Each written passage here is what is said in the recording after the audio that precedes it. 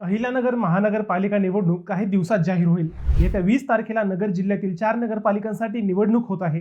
त्यानंतर 21 डिसेंबरला जिल्ह्यातील सर्वच्या सर्व 12 पालिकांचा निकाल लागेल।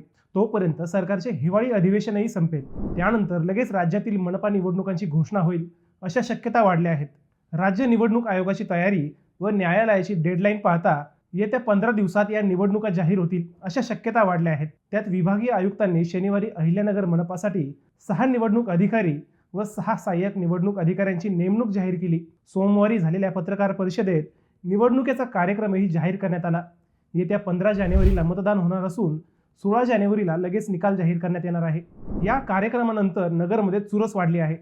महायुती व महाविकास आघाडीनं कशी केली आहे तयारी, कोण आहेत नेमणूक केलेले अधिकारी, हाच विषय आज आपण समजून घेऊयात। नमस्कार, मी अजय आणि तुम्ही पाहत आहात अहिल्यानगर लाईव्ह 24। नगरी राजकारणाचं परफेक्ट ॲनालिसिस। राज्यातील 29 महापालिकांच्या निवडणुकीचा कार्यक्रम राज्य निवडणूक आयुक्त दिनेश वाघमारे यांनी सोमवारी जाहीर केला।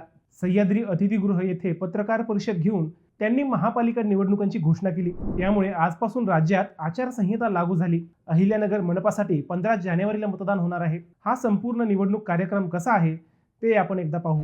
अर्ज दाखल करण्याची तारीख 23 डिसेंबर ते 30 डिसेंबर पर्यंत। उमेदवारी अर्जाची छाननी 31 डिसेंबर।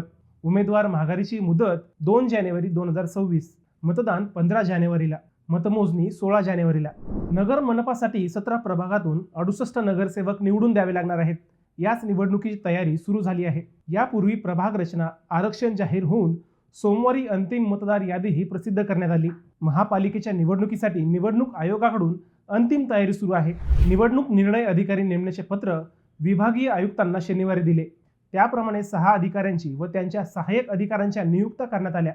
निवडणूक निर्णय अधिकाऱ्यांमध्ये जिल्हा पुरवठा अधिकारी, जिल्हा पुनर्वसन अधिकारी, उपजिल्हाधिकारी, उपविभागीय अधिकारी तर सहाय्यक अधिकाऱ्यांमध्ये तहसीलदार यांचा समावेश आहे। महापालिकेसाठी यावेळी 17 प्रभाग असून 68 सदस्यांसाठी निवडणूक घेण्यात येणार आहे। प्रारूप मतदार यादीतील हरकतींवर निर्णय घेऊन सोमवारी अंतिम यादी प्रसिद्ध झाली। तसेच मतदान केंद्रेही निश्चित करण्यात आले। निवडणूक कार्यालयांची ठिकाणे निश्चित करण्यासाठी सोमवारी पाहणी करण्यात आली। कामकाज सुरळीत करण्यासाठी तेथील मूलभूत सुविधा, जागेची उपलब्धता, आवश्यक तांत्रिक बाबी, सुरक्षेच्या आवश्यक उपाययोजनांचा आढावा घेण्यात आला। निवडणूक कार्यालये स्थापन करण्यासाठी आवश्यक जागा, सोयी सुविधा व्यवस्था करण्याबाबत संबंधित अधिकाऱ्यांना सूचना देण्यात आल्या आहेत। अहिल्यानगर मनपा निवडणुकीसाठी निवडणूक निर्णय अधिकारी म्हणून 6 जणांची नियुक्ती झाली। त्यात जिल्हा पुरवठा अधिकारी हेमा बडे, जिल्हा पुनर्वसन अधिकारी वर्षा पवार, उपजिल्हाधिकारी अतुल चोरमारे, उपजिल्हाधिकारी सुभाष दळवी, उपविभागीय अधिकारी सुधीर पाटील, उपजिल्हाधिकारी सायली सोळंके यांचा समावेश आहे। त्यांच्या मदतीसाठी सहाय्यक निवडणूक निर्णय अधिकारी म्हणून तहसीलदार नागेश गायकवाड, तहसीलदार शोभा पुजारी, तहसीलदार योगेश शिंदे, तहसीलदार शीतल साळवे, तहसीलदार हिमालय घोरपडे व तहसीलदार संजय शिंदे यांची नियुक्ती करण्यात आली आहे। विभागीय आयुक्तांनी दिलेल्या आदेशानुसार या नियुक्त्या करण्यात आल्या। 4 सदस्यांच्या प्रत्येक 3 प्रभागांसाठी 1 निवडणूक अधिकारी व सहाय्यक अधिकारी नियुक्त करण्यात आला आहे।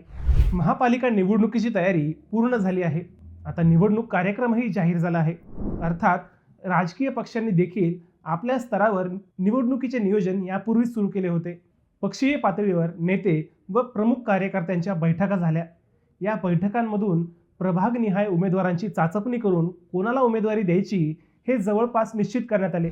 दुसरीकडे महायुतीत भाजप व राष्ट्रवादीचे एकत्र लढण्यावर एकमत झालेले दिसत आहे। शिवसेना शिंदे गटही महायुतीत सामील होईल असे प्रयत्न सुरू आहेत। विरोधात असणारी महाविकास आघाडीही एकत्र येत ताकद दाखवल असे दिसत आहे। या निवडणुकीत अभूतपूर्व रंगत येईल हे मात्र नक्की। मित्रांनो, तुमच्या प्रभागातून कोण नगरसेवक होईल असे तुम्हाला वाटते? तुमचं उत्तर आम्हाला कमेंट करून नक्की कळवा। शिवाय व्हिडिओ आवडला असेल तर चॅनलला सबस्क्राईब करून व्हिडिओला लाईक करायला विसरू नका। पुन्हा भेटूयात नव्या विषयावर। तोपर्यंत सप्रेम नमस्कार।